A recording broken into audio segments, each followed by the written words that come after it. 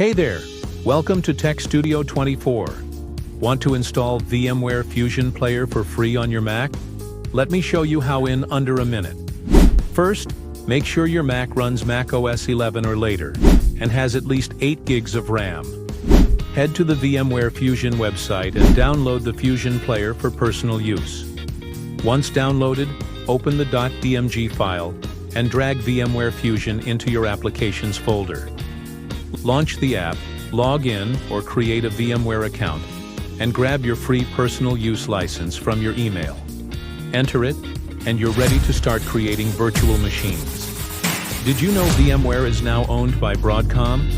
This brings better cloud integration, improved enterprise tools, and enhanced security features.